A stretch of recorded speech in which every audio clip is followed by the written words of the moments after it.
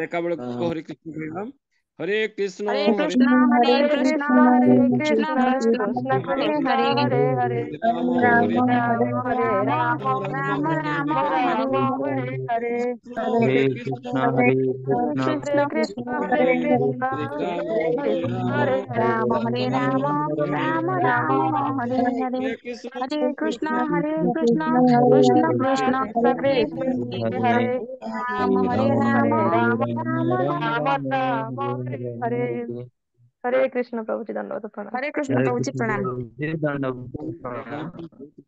हरे कृष्ण दंडवत प्रणाम। प्रणाम प्रभुजींकर तांकर आदेश नहीं करी अनुमोदन कार्यक्रम आग को बढ़ावा को चाहूँगी। अनुमोदन कार्यक्रम तृतीय स्कंद 10म अध्याय शीर्षक सृष्टि विभाग बा 10 प्रकार सृष्टिर वर्णना। आमे बहुत ए भागवतम जो पढ़ुथिले से समय कथा एठरे मने पकेबा पे गोटे सुजोग अछि ताकू थरे मने पकेबा। नैमिषारण्य सौनक मुनिंकर नेतृत्व रे अनुष्ठित ए यज्ञ स्थल रे श्री सुत गोस्वामी सृष्टिकर्ता श्रीकृष्णकर सृष्टि रचना सृष्टि संरचना प्रभुंकर लीला तथा भगवत कथा रो कीर्तन करुछंती। तापरे एई समय कोन अछि ना जो कही कही आउछंती सुत गोस्वामी सेठी से कहिछंती उद्धवंकर द्वारा प्रेरित होई विदुर मैत्र मुनि को गुरु रूपे ग्रहण करी आत्मकल्याण तथा लोक कल्याणार्थे अनेक कथा जिज्ञासा करुछंती।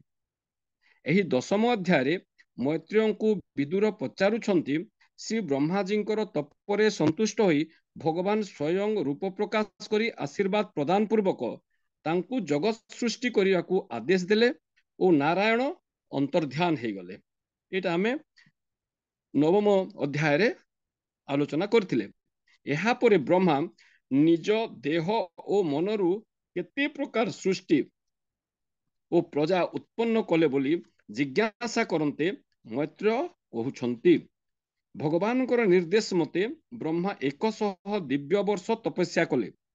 देखिले से जन्म नैथिबा पद्म तथा जल कालर प्रभाव रे प्रबल वायुर आघात रे अस्थिर हेउछि। ब्रह्मा तांक तपोबल रे से जल और वायु को पी देले। एथिरु जणा जाय जे भौतिक जगत रे भगवानकर सेवारे नियुक्त होई सुद्धा ये ब्रह्मा को जो असुविधा भोगिबा को पड़ला तो ये भौतिक जगत रे भगवानकर सेवारे नियुक्त होई मध्य असुविधा तथा विपदर सम्मुखीन हेबाकू पड़िथाए। माया शक्ति एवं उक्त मध्यरे भक्त मध्यरे माया शक्ति एवं भक्तंकर मध्यरे संघर्ष देखा जाइथाए। यहाकू भक्त भगवत शक्ति द्वारा जय लाभ करिथाए। ब्रह्माजी जो पद्म उपरे अधिष्ठित होइथिले सेथिरे ब्रह्मांडर समस्त लोकर बीज थिला। समस्त लोक भगवान को द्वारा प्रेरित होई ब्रह्मा ठारे जात होई सारी थिले। एही प्रकृत सृष्टि को स्वर्ग कहा जाए एवं ब्रह्माजी द्वारा जहाँ प्रकाशित हैला ताकू विसर्ग कहा जाए। पूर्व कल्परे लीन हो जाइथिबा समस्त भुवन को सृष्टि करिवा पई ब्रह्मा उक्त पद्मटी को 3 भागरे विभक्त करिदेले जहाँ कि त्रिभुवन कहाइछि। ए भूलोक पाताल लोक ऊर्ध्वलोक बा अधोलोक मध्यलोक अधोलोक स्वर्गलोक एई भलिया परिशेष रे ब्रह्मा यहाँ को पुणी 14 लोक विभक्त करदेले। ए 14 लोक कथा हमें समस्ते जानिछा करू तथापि जानिदेले जानिदेबा। सत्यलोक तपोलोक जनलोक महरलोक स्वलोक भुवलोक भूलोक अतल वितल सुतल तलातल महातल रसातल पाताल एई भलिया 14 लोक। जो माने निष्काम कर्म करती से मानंकु ब्रह्मलोक प्राप्त हुए। मोह तप जन और सत्य एई लोकरे निवास तांकु मिली थाए एवं कर्म शेष से मानंकु मुक्ति मिली जाए। काल स्वयं निर्विशेष एवं अनादि एवं अनंत ताकू निमित्त करी भगवान लीला छल रे निजे निजकु ही सृष्टि रूपे अभिव्यक्त करिसंती। प्रथमे समग्र विश्व भगवानकर माया रे लीन होई ବ୍ରହ୍ମ ରୂପେ ରହିଥିଲା। କାଳ ଦ୍ୱାରା ଭଗବାନ ଏହାକୁ ପୃଥକ ରୂପରେ ଅଭିବ୍ୟକ୍ତ କଲେ। ଏହି ଭୌତିକ ଜଗତର ସୃଷ୍ଟି ସ୍ଥିତି ପ୍ରଳୟର ଏକ ଧାରାବାହିକ କ୍ରମ ଅଛି। ଭଗବାନଙ୍କର ଇଚ୍ଛା ଅନୁସାରେ ନିର୍ଦ୍ଦିଷ୍ଟ ସୃଷ୍ଟି ଓ ପ୍ରଳୟ ହେଉଅଛି। ପ୍ରଳୟ ହେଉଛି ତିନି ପ୍ରକାର। ପ୍ରଥମ କଥା ହେଲା କାଳ ନିମିତ୍ତ ନିତ୍ୟ ପ୍ରଳୟ, ସମଗ୍ର ବ୍ରହ୍ମାଣ୍ଡର ପ୍ରଳୟ ଯୋଉଟା। ଦ୍ୱିତୀୟ ହେଲା ସଂକର୍ଷଣ ବା ଅନନ୍ତ ଦେବଙ୍କର ମୁଖାଗ୍ନି ରୂପ ଦ୍ରବ୍ୟ ନିମିତ୍ତ ନୈମିତିକ ପ୍ରଳୟ, ଏବଂ ତୃତୀୟ ହେଉଛି ସ୍ୱ ସ୍ୱ କାର୍ଯ୍ୟ ଗ୍ରାସକାରୀ ଗୁଣ ସମୂହ ନିମିତ୍ତ ପ୍ରାକୃତିକ ପ୍ରଳୟ। ଏହି ଜଗତକୁ 9 ପ୍ରକାରରେ ସୃଷ୍ଟି ହୁଏ, ବା ଏହି ଜଗତ ବ୍ରହ୍ମା 9 ପ୍ରକାରରେ ସୃଷ୍ଟି କଲେ। ଖାଲି ବ୍ରହ୍ମା କରିନାହାନ୍ତି, ଭଗବାନ ବି କରିଛନ୍ତି। ଏବଂ ଏଇଟାକୁ କେମିତି ହେଇଛି ନା ପ୍ରକୃତ ବୈକୃତ ଭେଦରେ ଏହି ସୃଷ୍ଟିକୁ ମିଶାଇ 10 ପ୍ରକାର ବୋଲି କୁହାଯାଇଛି। ପ୍ରଥମ କଥା ଥିଲା 6 ପ୍ରକାର ପ୍ରାକୃତ ସୃଷ୍ଟି, ଯାହାକି ଭଗବାନଙ୍କର ବହିରଙ୍ଗା ଶକ୍ତି ଦ୍ୱାରା ସୃଷ୍ଟ ହେଇଛି। ଏ ଭଗବାନଙ୍କର ବହିରଙ୍ଗା ଶକ୍ତି ଦ୍ୱାରା ସୃଷ୍ଟ ହେଇଥିବା ଏ 6 ପ୍ରକାର ପ୍ରାକୃତ ସୃଷ୍ଟି ହେଲା। ପ୍ରଥମ ହେଲା ମହତତ୍ଵ, ପରମେଶ୍ୱରଙ୍କ ନିକଟ ହେତୁ ଗୁଣ ଗୁଡ଼ିକର କ୍ରିୟା ପ୍ରତିକ୍ରିୟା ସୃଷ୍ଟି ହୋଇଥାଏ ଏଥିରେ। ଦ୍ୱିତୀୟ ହେଲା ଅହଙ୍କାର, ଭୌତିକ ଉପାଦାନ ସମୂହ এই ଜଡ଼ ଜ୍ଞାନ ବା ଜ୍ଞାନେନ୍ଦ୍ରିୟ ଭୌତିକ କ୍ରିୟା ବା କର୍ମେନ୍ଦ୍ରିୟର ଉଦୟ ହେଇଥାଏ। ତାପରେ ହେଲା ଭୂତ ସ୍ୱର୍ଗ, ପଞ୍ଚ ମହାଭୂତ ଉତ୍ପନ୍ନ କରୁଥିବା ତନ୍ମାତ୍ର ବର୍ଗ ଅନ୍ତର୍ଗତ ଏ ଭିତରେ। ଚତୁର୍ଥ ହେଲା ଇନ୍ଦ୍ରିୟ ମାନେ, ଯାହା ଦ୍ୱାରା ଜ୍ଞାନ ଓ କ୍ରିୟା ସମ୍ପାଦନ କରାଯାଏ। ପଞ୍ଚମ ହେଲା ମନର ସୃଷ୍ଟି, ସାତ୍ବିକ ଅହଙ୍କାରରୁ ଉତ୍ପନ୍ନ ହେଉଥିବା ଇନ୍ଦ୍ରଧିଶାସ୍ତ୍ର ଦେବତା ମାନଙ୍କର ତଥା ମନର ସୃଷ୍ଟି ହେଇଥାଏ। ଷଷ୍ଠ ହେଲା ଅବିଦ୍ୟା, ଏହାର 5ଟି ବୃତ୍ତି ଅଛି। ତାମିଶ୍ର, ଅନ୍ଧତାମିଶ୍ର, ତମ, ମୋହ, ମହାମୋହ। ଏହା ଅବିଦ୍ୟା ନାମିନୀ ଜୀବଶକ୍ତି ଅଟେ। ସମସ୍ତ ବିଷ୍ଣୁ ଭକ୍ତ ଦେବ ବା ଦେବତା ଅଟନ୍ତି ଏବଂ ଅନ୍ୟମାନେ ଅସୁର ଅଟନ୍ତି। ଭୂତ ପ୍ରକୃତି 3ଟି ପର୍ଯ୍ୟାୟରେ କ୍ରିୟା କରୁଥିବା ଭଳି ପ୍ରତୀତ ହୁଏ। ଭୌତିକ ଜଗତର ସୃଜନ କ୍ରିୟା ରୂପରେ, ଦ୍ୱିତୀୟ ହେଲା ଅବିଦ୍ୟା ରୂପରେ ଏବଂ ତୃତୀୟ ହେଲା ଜ୍ଞାନ ରୂପରେ। ଜୀବକୁ ଭବବନ୍ଧନରେ ପକାଉଥିବା 5 ପ୍ରକାର ଅବିଦ୍ୟା ଅଛି, ଯଥା ପ୍ରଥମ ହେଲା ରାଗ, 2 ହେଲା ଦ୍ୱେଷ, 3 ହେଲା ମିଥ୍ୟା ଅହଙ୍କାର, 4 ହେଲା ଗର୍ବ, 5 ହେଲା ଅଜ୍ଞତା। ଏହି ଷଷ୍ଠ ସୃଷ୍ଟି ପର୍ଯ୍ୟନ୍ତ ସରିଲା ପରେ ବୈକୃତ ସୃଷ୍ଟି ବା ବ୍ରହ୍ମାଙ୍କର ସୃଷ୍ଟି ସମ୍ବନ୍ଧରେ କୁହାଯାଇଛି। ସପ୍ତମ ହେଲା ସ୍ଥାବର, ଯୋଉଟା କି ବୃକ୍ଷ। এই ବୃକ୍ଷ ହେଉଛି 6 ପ୍ରକାର। ଏକ ହେଲା ବନସ୍ପତି, ପୁଷ୍ପ ବିନା ଫଳ, ଏ ଫଳବାନ ବୃକ୍ଷ, ଏବଂ ଔଷଧି, ଯେଉଁ ବୃକ୍ଷ ଫଳ ପାଚିଲେ ମରିଯାଏ। ତୃତୀୟ ହେଲା ଲତା, ଆଶ୍ରୟ ଦରକାର ତାକୁ, ତକ୍ସାର, ବେଣୁ ବୃକ୍ଷାଦି। ପଞ୍ଚମ ହେଲା ଦ୍ରୁମ, 6 ହେଲା ବିରୁଦ୍ଧ।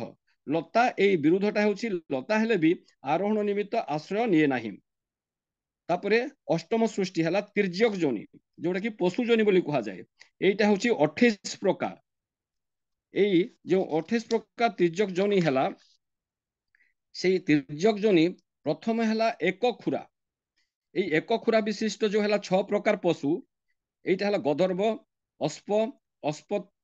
ଅସ୍ପତର ବା ଖଚର, ତାପରେ ଗୌର ମୃଗ ବିଶେଷ ଏଇଟା। ପଞ୍ଚମ ହେଲା ସରବ ବା ବାଇସନ, ଏବଂ 6 ହେଲା ଚମରି ଗାଈ।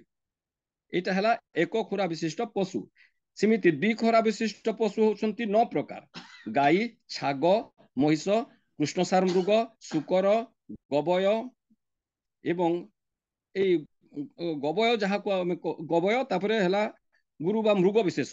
ଅଷ୍ଟମ ହେଲା ମେଷ, 9 ହେଲା ଉଷ୍ଟ୍ର।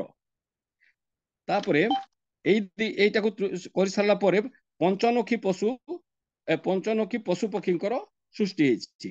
ପଞ୍ଚନଖୀ ପ୍ରାଣୀ କିଏ? এই ପଞ୍ଚନଖୀ ପ୍ରାଣୀ ହେଉଛନ୍ତି 12 ପ୍ରକାର। କୁକୁର, ଶୃଗାଳ, ବୃକ୍, ବ୍ୟାଘ୍ର, ବିରାଡ଼ି, ଶଶକ, ସଜାରୁ, ସିଂହ, ବାନର, ହସ୍ତୀ, କଚ୍ଛପ ଏବଂ ଗୋସାପ। এইଭଳିଆ 12 ପ୍ରକାର। ଏବଂ ମକର ଠାରୁ ପେଚା ଯାଏ ଆଉ ଯେତିକି ସୃଷ୍ଟି ହେଲେ ସେମାନେ ହେଉଛନ୍ତି ଗୋଟିଏ ପ୍ରକାରରେ ଯାଆନ୍ତି। ଏମିତି 6, 9, 12 ଏବଂ 1 ମିଶିଲେ 28 ପ୍ରକାର। এই ତିର୍ଯ୍ୟକ ଯୋନି ଏଇଭଳିଆ 28 ପ୍ରକାର ଅଛି। ନବମରେ ସୃଷ୍ଟି ହେଲା ମନୁଷ୍ୟ।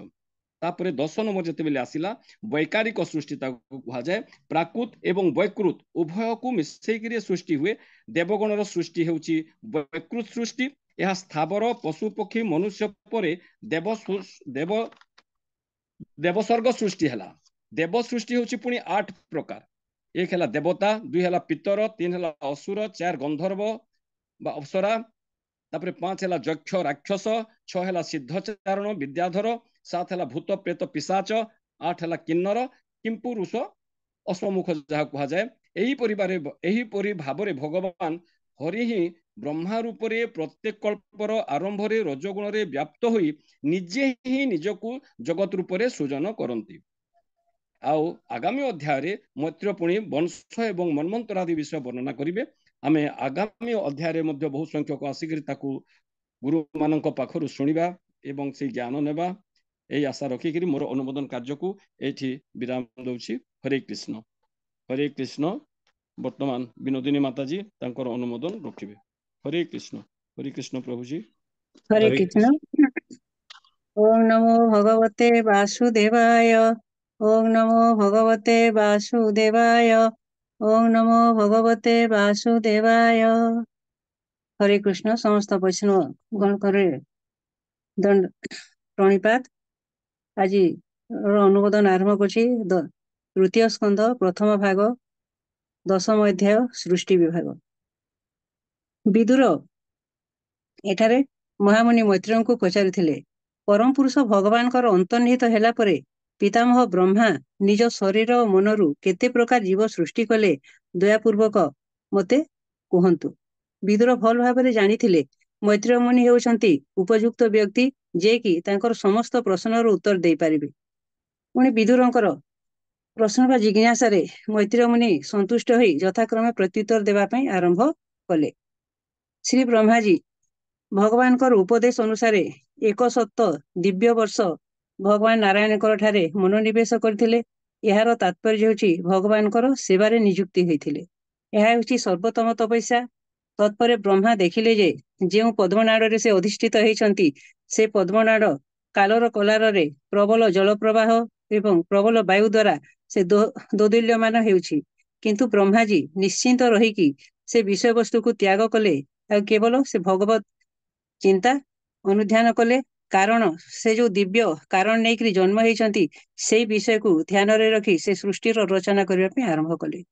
ଯେଉଁ ପଦ୍ମ ଉପରେ ବ୍ରହ୍ମାଜୀ ଅଧିଷ୍କୃତ ହେଇଥିଲେ ସେଇ ପଦ୍ମରେ ସମସ୍ତ ଲୋକର ବା ଗ୍ରହମଣ୍ଡଳର ଜୀବ ଥିଲେ। ପୂର୍ବରୁ ସମସ୍ତ ଲୋକ ଭଗବାନଙ୍କ ଦ୍ୱାରା ସୃଷ୍ଟି ହେଇଥିଲେ ଏବଂ ସମସ୍ତ ଜୀବ ବ୍ରହ୍ମାଙ୍କ ଠାରେ ମଧ୍ୟ ଜାତ ହୋଇ ସାରିଥିଲେ। ବ୍ରହ୍ମାଜୀ କେବଳ ସେ ଅଙ୍କୁର ମାନଙ୍କୁ ସମଗ୍ର ବ୍ରହ୍ମାଣ୍ଡରେ ପ୍ରସାରିତ କରିବାକୁ ହେବ ବୋଲି ସେ ଜାଣିଲେ। ତେଣୁ ପ୍ରକୃତ ସୃଷ୍ଟିକୁ ସ୍ୱର୍ଗ କୁହାଯାଏ ଏବଂ ପରେ ଯୋଉ ବ୍ରହ୍ମାଙ୍କ ଦ୍ୱାରା ଯାହା ପ୍ରକାଶିତ ହେଲା ତାକୁ ବିସର୍ଗ ବୋଲି କୁହାଯାଏ। ବ୍ରହ୍ମାଜୀ ଭଗବାନଙ୍କର କର୍ତ୍ତବ୍ୟ କର୍ମରେ ନିଯୁକ୍ତି ହେଇ ସମସ୍ତ ବ୍ରହ୍ମାଣ୍ଡର ସବୁ ଲୋକରେ ବିସ୍ତୃତ ହେଇଥିବା ହେତୁ ତାହାକୁ 3 ଭାଗରେ ବିଭକ୍ତ କଲେ। ପରେ ତାକୁ 14 ଭୁବନରେ ମଧ୍ୟ ବିଭକ୍ତ କଲେ।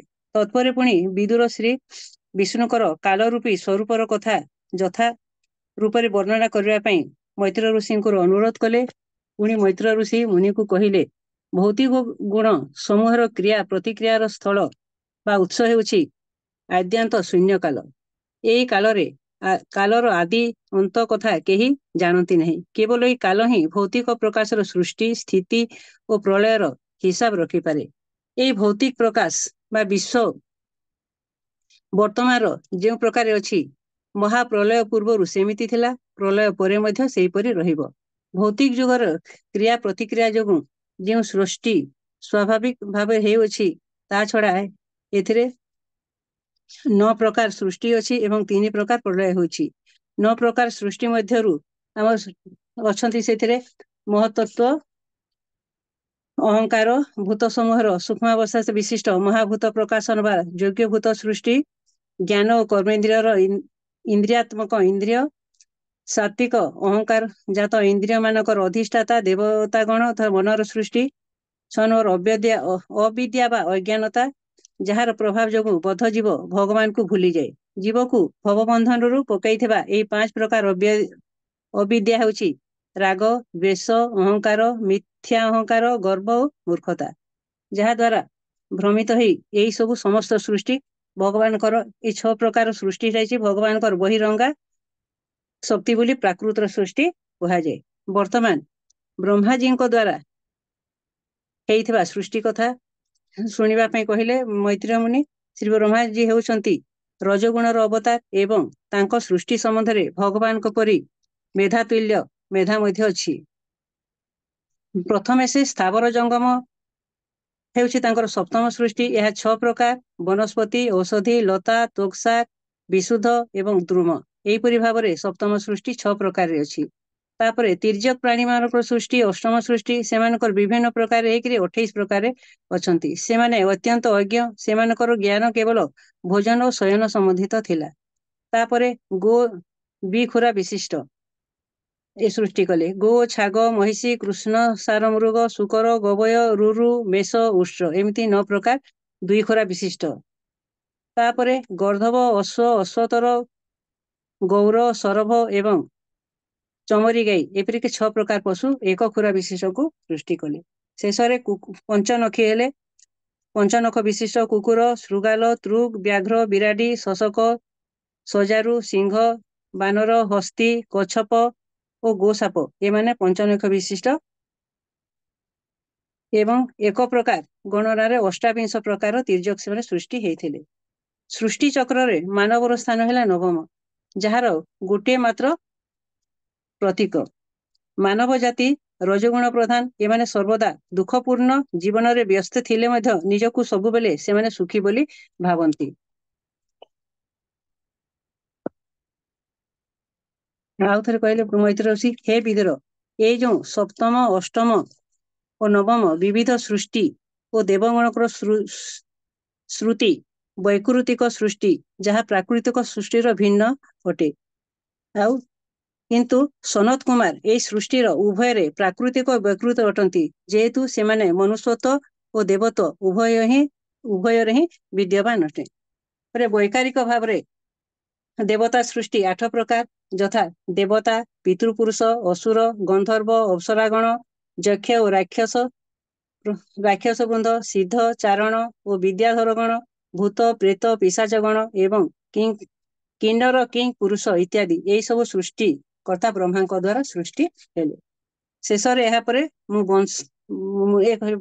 ମୁଁ ବଂଶ ଓ ମନ୍ୱନ୍ତର ସମୂହ କଥା କହିବି। ଶ୍ରୀ ବ୍ରହ୍ମାଜୀ ଭଗବାନଙ୍କର ରଜଗୁଣ ଆଶ୍ରିତ ହୋଇ ବା ରଜଗୁଣ ଅବତାର ଭାବରେ ଭଗବତ ଶକ୍ତି ବଳରେ ବିଭିନ୍ନ କଳ୍ପରେ ଅବ୍ୟର୍ଥ ସଙ୍ଗକୁ ସହିତ ଜାଗୃତିକ ସୃଷ୍ଟି କରିଥାନ୍ତି। ହରେ କୃଷ୍ଣ ପ୍ରଭୁଜୀ, ମୋର ଏଠାରେ ମୋର ଅନୁମୋଦନ ଶେଷ ହେଲା। ହରେ କୃଷ୍ଣ। ବର୍ତ୍ତମାନ କ୍ଷଣ ପ୍ରଭା ମାତାଜୀ ଅନୁମୋଦନ କରିବେ। ପ୍ରଭୁଜୀଙ୍କୁ ଟିକେ ପ୍ରାର୍ଥନା କରିବି, ମୋ 8:30ରେ କୀର୍ତ୍ତନ ଅଛି, ଏଣୁକରି ମୁଁ ଛାଡ଼ିକି ଟିକେ ଯାଉଛି, ଏଇଠି ଖରାପ ଭାବିବେନି। ହରେ କୃଷ୍ଣ ପ୍ରଭୁଜୀ। हरे कृष्ण प्रभु जी। ठीक है प्रभु जी। हरे कृष्ण प्रभु जी। हाँ हरे कृष्ण माता जी, आप आरंभ करेंगे। ओम नमो भगवते वासुदेवाय। ओम नमो भगवते वासुदेवाय। ओम नमो भगवते वासुदेवाय। तृतीय स्कंध 10ମ ଅଧ୍ୟାୟ ଅନୁମୋଦନ ସୃଷ୍ଟି ବିଭାଗ। ତୃତୀୟ ସ୍କନ୍ଧର 9ମ ଅଧ୍ୟାୟରେ ବ୍ରହ୍ମାଜୀ ଭଗବାନଙ୍କର ଦର୍ଶନ ଲାଭ କରି ସୃଷ୍ଟି ସର୍ଜନା ନିମିତ୍ତ ଆଶୀର୍ବାଦ ଲାଭ କରିଥିଲେ। ଭଗବାନ ତାଙ୍କୁ ଦୟାପୂର୍ବକ ଅଭୟବର ପ୍ରଦାନ ପୂର୍ବକ ସୃଷ୍ଟି ସର୍ଜନା କାର୍ଯ୍ୟରେ ସାହାଯ୍ୟ କରିବାକୁ ପ୍ରତିଶ୍ରୁତି ଦେଲେ ଏବଂ ଆହୁରି ପ୍ରଗାଢ଼ ନିଷ୍ଠା ଓ ସମର୍ପଣ ଭାବରେ ଭଗବାନଙ୍କୁ ସ୍ମରଣ ଧ୍ୟାନ କରିବାକୁ କହି ଅନ୍ତର୍ଧାନ ହୋଇଯାଇଥିଲେ। ତେଣୁ ବ୍ରହ୍ମାଜୀ ଭଗବାନ ପରମ ପୁରୁଷ ନାରାୟଣଙ୍କୁ 100 ଦିବ୍ୟ ବର୍ଷ ତପସ୍ୟା କରିବାକୁ ଲାଗିଲେ, କାରଣ ସେ ଜାଣିଥିଲେ ଭଗବାନଙ୍କର ସେବା ହେଉଛି ନିତ୍ୟ ସେବା ଏବଂ ବର୍ଦ୍ଧନଶୀଳ। ଏ ସେବାରୁ କେହି ଅବସର ନେବା ଅନୁଚିତ। ବିଦୁର ମହାତ୍ମା ମୈତ୍ର ମୁନିଙ୍କୁ ଉପଯୁକ୍ତ ଗୁରୁ ଭାବେ ସମ୍ମାନ ଦେଇ ଆହୁରି ସୃଷ୍ଟିର ଜୀବ, ସ୍ଥାବର, ଅସ୍ଥାବର ସର୍ଜନା ବିଷୟ ଦୟାକରି କହିବାକୁ ଅନୁରୋଧ କଲେ। ମୈତ୍ର ମୁନି କହିଲେ, ଶ୍ରୀ ବ୍ରହ୍ମାଜୀଙ୍କର ଜୀବନ ସଂଗ୍ରାମ ଏକ ବ୍ୟକ୍ତିଗତ ଉଦାହରଣ ଅଟେ,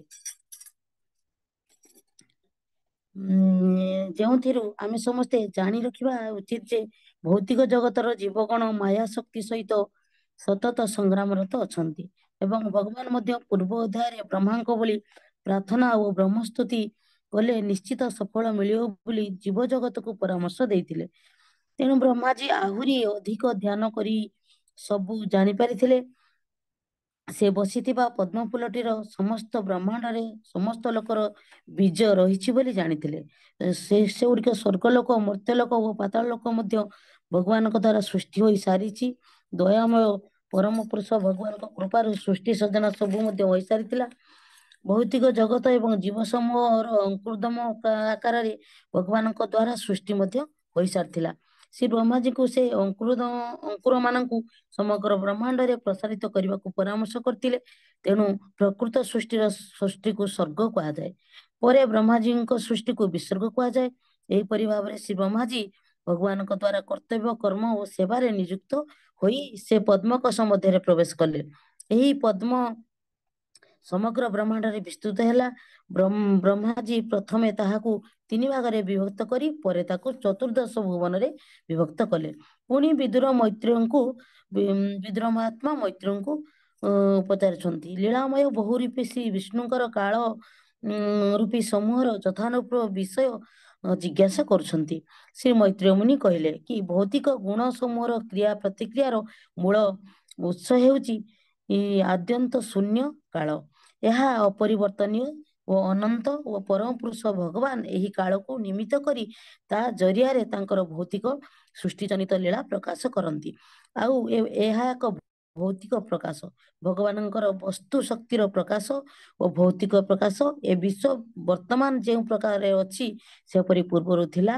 ତେଣୁ କାଳର ଧାରାବାହିକ କ୍ରିୟା ନିତ୍ୟ, ଶାଶ୍ୱତ ବା ସନାତନ ଅଟେ। ଏହା ମିଥ୍ୟା ନୁହେଁ।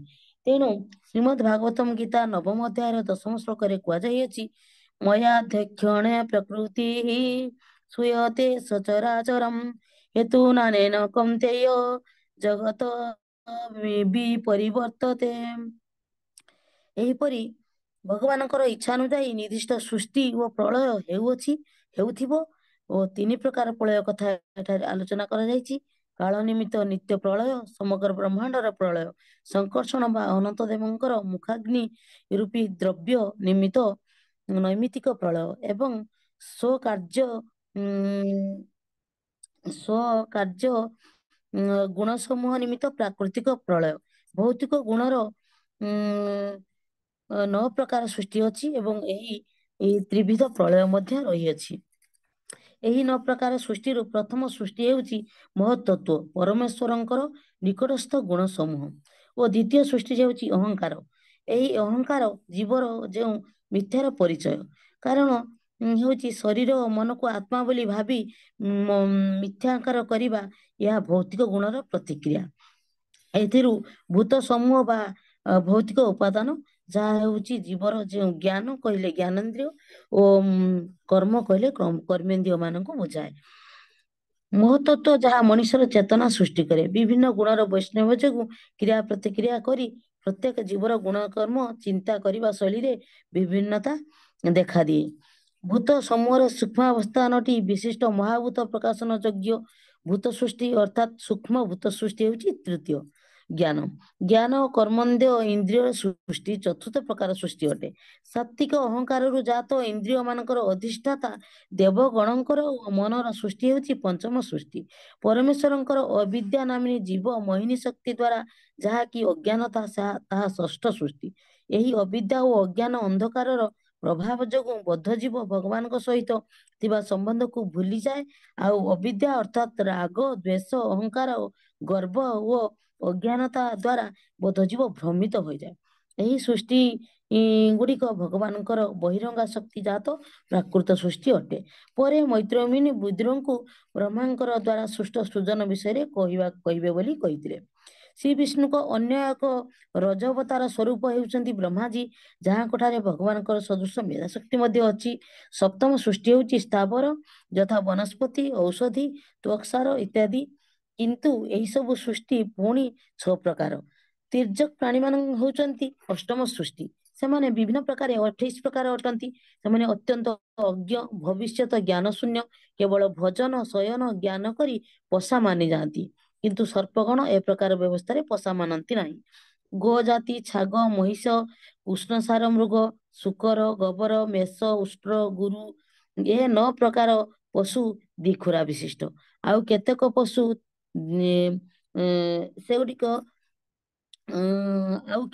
ପଶୁ ମଧ୍ୟ ପଞ୍ଚ ନଖ ବିଶିଷ୍ଟ ଅଟନ୍ତି। କୁକୁର, ଶୃଗାଳ, ବୃକ, ବ୍ୟାଘ୍ର, ବିରାଡ଼ି, ଶଶକ, ସଜାରୁ, ସିଂହ, ବାନର, ହସ୍ତୀ ଏବଂ ଗୋସାପ ଏହି 12 ପ୍ରକାରର ପ୍ରାଣୀ 5 ନଖ ବିଶିଷ୍ଟ ହୋଇଥାନ୍ତି। କଙ୍କ, ଗୃଧ୍ର, ବକ, ଶ୍ୱେନ, ଭାସ, ଭଲ୍ଲୁକ, ମୟୂର, ହଂସ, ସାରସ, ଚକ୍ରବାକ ଓ ପେଚାକାଦି ଆକାଶଚାରୀ ପକ୍ଷୀ ଅଟନ୍ତି। ଏହିପରି ମକର ଠାରୁ ଆରମ୍ଭ କରି ପେଚକାତି 28 ପ୍ରକାର ଜୀବ ତିର୍ଯକ ସୃଷ୍ଟି ଅଟନ୍ତି। ସୃଷ୍ଟି ଚକ୍ରରେ ମାନବର ସ୍ଥାନ ନବମ, ଯାହାର ଗୋଟିଏ ମାତ୍ର ପ୍ରଜାତି ଏବଂ ସେମାନେ ଉଦରରେ ଖାଦ୍ୟ ସଞ୍ଚୟ କରି ରଖନ୍ତି। ମାନବ ଜାତି ରଜଗୁଣ ପ୍ରଧାନ, ସେ ସର୍ବଦା ଦୁଃଖପୂର୍ଣ୍ଣ ଜୀବନରେ ବ୍ୟସ୍ତ, କିନ୍ତୁ ସେମାନେ ନିଜକୁ ସବୁ କ୍ଷେତ୍ରରେ ସୁଖୀ ବୋଲି ଭାବନ୍ତି। ମାନବତାର ବୁଦ୍ଧି ପରମାର୍ଥିକ ଅନୁଭୂତି ଲାଭ ପରିବର୍ତ୍ତେ ଆହାର, ନିଦ୍ରା, ଭୟ, ମୈଥୁନ ରୂପକ ପଶୁ ପ୍ରବୃତ୍ତିରେ ବିନିଯୁକ୍ତ ହୁଏ। ବୁଦ୍ଧିର ଅସତ୍ ପ୍ରୟୋଗ କରି ଦୁଃଖମୟ ସ୍ଥିତି ସୃଷ୍ଟି କରେ ଏବଂ ଏଥିରେ ସେ ଦୁଃଖ ପାଏ, ତଥାପି ସେ ନିଜକୁ ସୁଖୀ ବୋଲି ଗର୍ବ କରେ। ଉପରୋକ୍ତ ସପ୍ତମ, ଅଷ୍ଟମ, ନବମ ତ୍ରିବିଧ ସୃଷ୍ଟି ଓ ଦେବଗଣଙ୍କର ସ୍ତୁତି ବୈକୃତିକ ସୃଷ୍ଟି ଅଟେ, କିନ୍ତୁ ସନତ କୁମାର ଆଦିଙ୍କର ସୃଷ୍ଟି ପ୍ରାକୃତ ଓ ବୈକୃତିକ ନୁହେଁ, କାରଣ ସେମାନଙ୍କ ମଧ୍ୟରେ ମନୁଷ୍ୟତ୍ୱ ବା ଦେବତ୍ୱ ଉଭୟ ହିଁ ବିଦ୍ୟମାନ। ପୁନଶ୍ଚ ମୈତ୍ରେୟ ମୁନି କହୁଛନ୍ତି କି ବୈକାରିକ ଦେବତା ସୃଷ୍ଟି 8 ପ୍ରକାର, ଯଥା ଦେବତା, ପିତୃପୁରୁଷ, ଅସୁର, ଗନ୍ଧର୍ବ, ଅପ୍ସରାଗଣ, ଯକ୍ଷ ଓ ରାକ୍ଷସ ବୃନ୍ଦ, ସିଦ୍ଧ, ଚାରଣ, ବିଦ୍ୟାଧର ଗଣ, ଭୂତ, ପ୍ରେତ ଓ ପିଶାଚ ଗଣ, କିନ୍ନର ଓ ପୁରୁଷ ଇତ୍ୟାଦି। ଏହି ସବୁ ସୃଷ୍ଟିକର୍ତ୍ତା ବ୍ରହ୍ମାଙ୍କ ଦ୍ୱାରା ସୃଷ୍ଟି। ଶ୍ରୀ ବ୍ରହ୍ମାଜୀ ଭଗବାନଙ୍କର ରଜଗୁଣ ଗୁଣାବତାର ହୋଇ ଥିବାରୁ ଭଗବତ ଶକ୍ତି ବଳରେ ଅଭ୍ୟର୍ଥ ସଂକଳ୍ପ ସହିତ ଜାଗତିକ ସୃଷ୍ଟି କରିଥାନ୍ତି। ଏ ଦୃଶ୍ୟ ଜଗତ ଭଗବାନଙ୍କର ବିବିଧ ଶକ୍ତି ମଧ୍ୟରୁ ଏକ ଶକ୍ତିର ପ୍ରକାଶ ମାତ୍ର। ସ୍ରଷ୍ଟା ଓ ସୃଷ୍ଟି ଉଭୟ ଏକ ପରମ ସତ୍ୟକୁ ଭଗବାନଙ୍କର ପରମ ସତ୍ୟ ଅଟନ୍ତି, ଏହା ଭଗବାନଙ୍କର ପ୍ରକାଶ ଅଟେ। ଏହିପରି ଭାବରେ ସୃଷ୍ଟି ବିଭାଗ ଶୀର୍ଷକ ଅନୁମୋଦନଟି ସମ୍ପୂର୍ଣ୍ଣ ହେଲା। ହରି ଓಂ। ହରେ କୃଷ୍ଣ ପ୍ରଭୁଜୀ, ପ୍ରଣାମ। हरे कृष्ण माता जी, बहुत बहुत धन्यवाद समस्त को। बहुत सुंदर भाव अनुमोदन कर। ठीक है जी, आम क्लास को ये रखियो। आउ कि अनुमोदन करने चाहते जदि काली आम अनुमोदन करें ना आम एकादश अध्याय प्रारंभ करिया। हरे कृष्ण।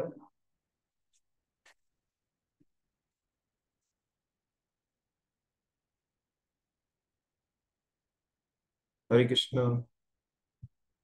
ठीक अच्छे, आम काली परमाणु द्वारा काल निरूपण जो भगवान जो शक्ति परमाणु शक्ति जोटा कि आम आधुनिक विज्ञान रे आम जानी कि अणु परमाणु विषय जो ज्ञान एवं काल जहाँकि आमको अदृश्य अवस्था देखा जाए, किंतु सेटा भगवान कर शक्ति अटे। आउ से परमाणु आउ काल ये दुईटी जोगु ए सृष्टि नियंत्रित हुए। भगवान कर ए शक्ति को आम जानिबा। हरे कृष्ण समस्त को। वंशाकल्पतरुभ्यश्च कृपा सिन्धुभ्य च पतितानां पावनेभ्यो वैष्णवेभ्यो नमो नमः। अनंत कोटि वैष्णव वृंद की जय। श्रील प्रभुपाद की जय। फिर हरे कृष्ण महामंत्र करिए। हरे कृष्ण हरे कृष्ण हरे हरे कृष्ण कृष्ण हरे कृष्ण कृष्ण कृष्ण कृष्ण हरे कृष्ण हरे हरे हरे हरे हरे राम हरे हरे राम राम हरे हरे राम राम राम राम राम राम हरे हरे हरे। हरे हरे हरे कृष्ण कृष्ण हरे कृष्ण कृष्ण कृष्ण कृष्ण कृष्ण कृष्ण हरे हरे हरे हरे। हरे हरे राम राम राम राम राम हरे हरे हरे हरे। हरे हरे कृष्ण हरे कृष्ण कृष्ण कृष्ण कृष्ण हरे हरे हरे हरे। हरे हरे राम राम राम राम हरे राम हरे हरे हरे। हरे कृष्ण। हरे कृष्ण प्रभु हरे जी, हरे कृष्ण कृष्ण प्रभु जी प्रभु दंडवत प्रणाम प्रणाम। हरे कृष्ण। प्रभु जी प्रणाम।